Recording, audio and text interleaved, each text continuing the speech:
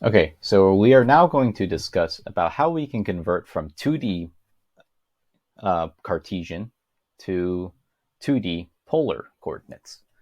First, recall that in order to convert from Cartesian to polar, we had some kind of pole which was given by r and some angle theta going counterclockwise.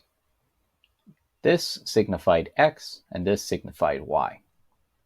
So x, based on this trigonometry, is given by r cosine theta and y equals r sine of theta. Here, when we are asked to convert the following integral, and let's f of xy dA, which denotes our area, we want to convert it to something that has the parameters r as dr d theta. How do we do that? The most general way to convert from one to another is through the Jacobian matrix. So the Jacobian matrix states that we have a transformation that is given by the determinant of the partial derivatives with respect to one parameter versus another. So partial x, partial r, partial x, partial theta. Similarly, partial y, partial r, partial y, partial theta. So in this situation, we have partial x, partial r being equal to cosine of theta, and then partial x, partial theta being equal to negative r sine of theta. Similarly, partial y, partial r is equal to sine of theta, partial y, partial theta is equal to r cosine of theta. Plugging this all in, we have over here cosine of theta, negative r sine of theta, and then r cosine of theta. To calculate the determinant of a 2 by 2 matrix, of a 2 by 2 square matrix, we multiply these two with a positive and multiply these two with a negative.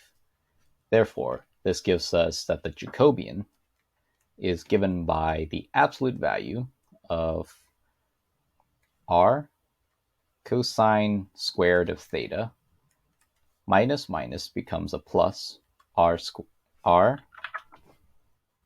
sine squared of theta.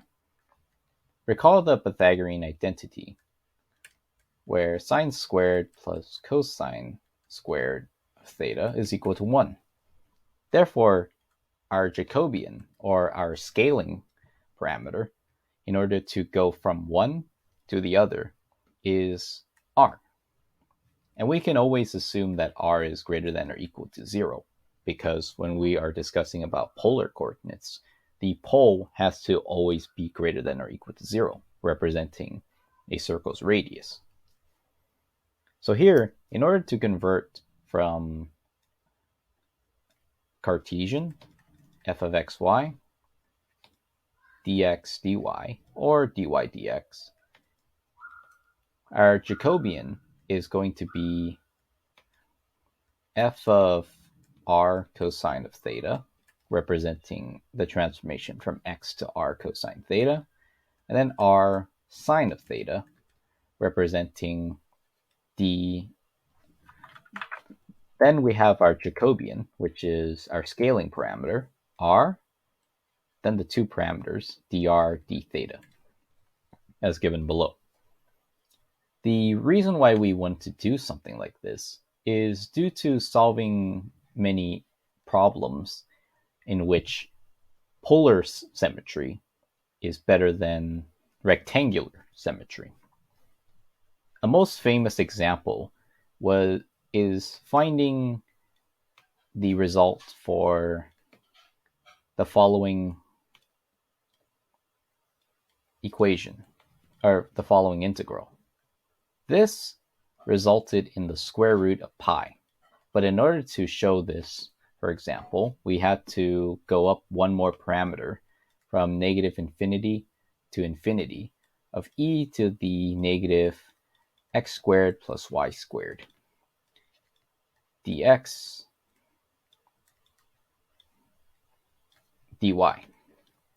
Here, we can exploit this conversion to go from 0 to 2 pi, because in a circle, it goes from 0 to 2 pi.